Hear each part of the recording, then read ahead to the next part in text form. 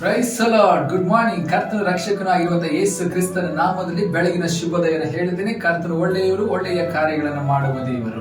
ಇವತ್ತು ಅನೇಕರಿಗೆ ಹೋರಾಟುವಂತ ಕಾರ್ಯ, ಅನೇಕರು ಪರಿಸ್ಥಿತಿಗಳು ಗಂಭೀರವಾಗಿ ಕಾಣಕೊಳ್ಳಲಿಕ್ಕೆ ಕಾರಣ ಪ್ರಾರ್ಥನೆಯನ್ನಾಗಲಿ, ಸ್ತುತಿಸುವುದನ್ನಾಗಲಿ ಅಥವಾ ದೇವರ ಮೇಲಿನ ಪ್ರೀತಿಯನ್ನಾಗಲಿ ಕಳ್ಕೊಳ್ಳಲಿಕ್ಕೆ ಅನೇಕ ಒಂದು ಕಾರಣ ಏನಂತ ಹೇಳಿದ್ರೆ, ಸೈತಾನನು ಅವರನ್ನ ಪಾಪದ ಬಲಿಯಲ್ಲಿ ಸಿಲುಕಿಸಿ ಬಿಡುತ್ತಾನೆ. ಯಾವುದಾದ್ರೂ ಒಂದು ಪಾಪ ಅವರನ್ನ ಹಿಡಿದುಕೊಳ್ಳುವುದನ್ನು ನಾವು ನೋಡ್ತೇವೆ ಅಥವಾ ನಮ್ಮನ್ನೇ ಕಾಡುವುದನ್ನು ನಾವು ನೋಡುತ್ತೇವೆ. ಕೆಲವರು ಹೇಳ್ತಾರೆ, ವಿಶ್ವಾಸಿಗಳಿಗೆ ಸೈತಾನ್ ಬಾಗಿಲಲ್ಲಿ ನಿಂತಿರ್ತಾನಂತೆ, ಪಾಸ್ಟರ್ಸ್ಗೆ ಹಾಸಿಗೆ ಪಕ್ಕದಲ್ಲೇ ಮಲಗಿರ್ತಾನೆ ಅಂತೇಳಿ ಸಾಧಾರಣವಾಗಿ ಜೋಕಾಗಿ ಹೇಳುವುದು ಉಂಟು. ದೇವ ಜನಗಳೇ, ಯಾವ ಮನುಷ್ಯನು ನಮಗೆ ಸೈತಾನನ ರೀತಿಯಲ್ಲಿ ಹೋರಾಡಲಿಕ್ಕೆ ಸಾಧ್ಯವಿಲ್ಲ. ಯಾಕಂದ್ರೆ ಸೈತಾನ್ ಮನುಷ್ಯನ ಉಪಯೋಗಿಸಬಹುದು, ಸೈತಾನ್ ಮನುಷ್ಯನ ಮೂಲಕವಾಗಿ ಶೋಧನೆಗಳನ್ನು ತರಬಹುದು, ಪಾಪಕ್ಕೆ ಪ್ರೇರೇಪಿಸಬಹುದು. ಆದರೆ ಇವತ್ತು ಕರ್ತನನ್ನು ನಂಬಿರುವಂತ ನಾವು, ಆತನ ಮೇಲೆ ನಂಬಿಕೆ ಇಟ್ಟಿರುವಂತ ನಾವು, ಯೋಸೇಫನ ಕುರಿತಾಗಿ ಕಲಿತಾ ಇದ್ದೇವಲ್ವಾ. 39ನೇ ಅಧ್ಯಾಯ ಬಹಳ ಗಂಭೀರವಾಗಿ ನಮಗೆ ಅನೇಕ ವಿಷಯಗಳನ್ನ ಯೋಸೇಫನ ಕುರಿತಾಗಿ ಕಲಿಸ್ತಾ ಇದೆ ಅಲ್ವಾ.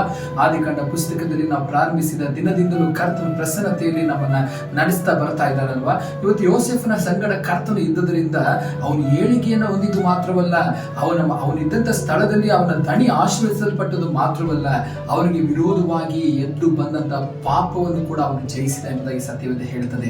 ಓದಿ ನೋಡ್ರಿ, ಆದಿಕಾಂಡ ಪುಸ್ತಕ 39ನೇ ಅಧ್ಯಾಯದ 9ನೇ ವಾಕ್ಯದ 2ನೇ ಭಾಗ. ದೇವರಿಗೆ ವಿರುದ್ಧವಾಗಿ ಹೇಗೆ ಪಾಪ ಮಾಡಲಿ ಎಂದು ತನ್ನ ದಣಿಯ ಹೆಂಡತಿಗೆ ಉತ್ತರ ಕೊಟ್ಟನು.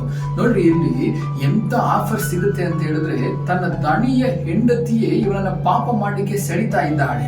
ನೋಡಿ, ಸೈತಾನ್ ಯಾರನ್ನ ಉಪಯೋಗಿಸ್ತಾ ಇದ್ದಾನೆ ಅಂತ ಹೇಳಿ, ಎಂತ ಒಂದು ಅವಕಾಶ. ಇವನು ಸುಂದರನಾಗಿದ್ದ, ಒಳ್ಳೆ ಬಲಿಷ್ಠನಾಗಿದ್ದ, ಒಳ್ಳೆಯ ದಷ್ಟಪುಷ್ಟವಾಗಿ ಬೆಳೆದ ಯವನಸ್ಥನು, ಇವನ ಕೈ ಹಾಕಿದ್ರಲ್ಲೆಲ್ಲ ಆಶೀರ್ವಾದ ಉಂಟಾಗ್ತಾ ಇದೆ.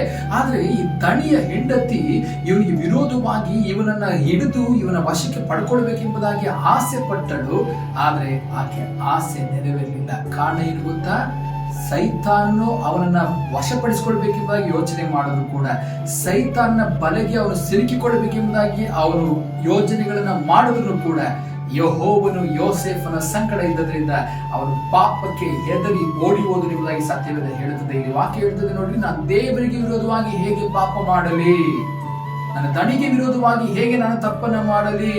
ಕರ್ತನನ್ನು ನೋಡ್ತಾ ಇದ್ದಾರಲ್ಲ, ಕರ್ತನ ಪ್ರಸನ್ನತೆ ನನ್ನ ಆವರಿಸಿಕೊಂಡಿದೆಯಲ್ಲ, ಆ ಪ್ರಸನ್ನತೆಯನ್ನು ಬಿಟ್ಟು ನಾನು ಹೇಗೆ ಹೋಗ್ಲಿ? ನೋಡಿ, ದೇವರ ಪ್ರಸನ್ನತೆಯನ್ನ ಬಿಟ್ಟು ನಾವು ಎಂದಿಗೂ ಯಾವುದೇ ಕಾರಣಕ್ಕೂ ಯಾವುದೇ ಕಾರ್ಯಗಳಲ್ಲೂ ಜಯ ಹೊಂದಲಿಕ್ಕೆ ಸಾಧ್ಯವಿಲ್ಲ.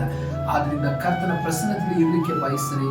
ಯೆಹೋವನು ನಿಮ್ಮ ಸಂಗಡ ಇರುವುದನ್ನ, ಕರ್ತನಾದ ಯೇಸು ನಿಮ್ಮ ಜೊತೆ ಇರುವುದನ್ನ ಯಾವಾಗಲೂ ಮನದಟ್ಟಲ್ಲಿ ಇಟ್ಕೊಳ್ರಿ.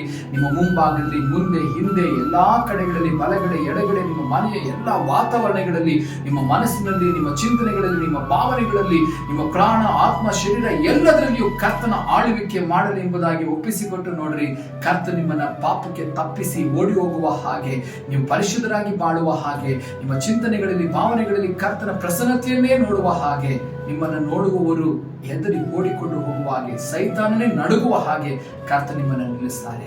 ಕರ್ತ ನಿಮ್ಮನ್ನು ಆಶೀರ್ವದಿಸಲಿ. ಪ್ರಾರ್ಥನೆ ಮಾಡೋಣ. ಕರ್ತನ ಈ ಸಮಯಕ್ಕಾಗಿ ಸ್ತೋತ್ರ ಮಾಡ್ತೇವೆ.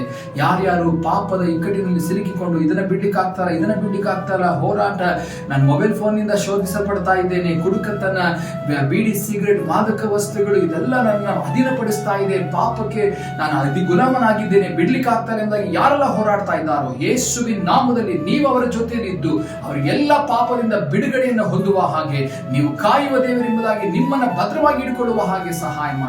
ನಿಮ್ಮ ಕರಗಳಲ್ಲಿ ಒಪ್ಪಿಸುತ್ತೇವೆ ಯೇಸುವಿನ ನಾಮದಲ್ಲಿ ತಂದೆಯೇ, ಆಮೆನ್. God bless you.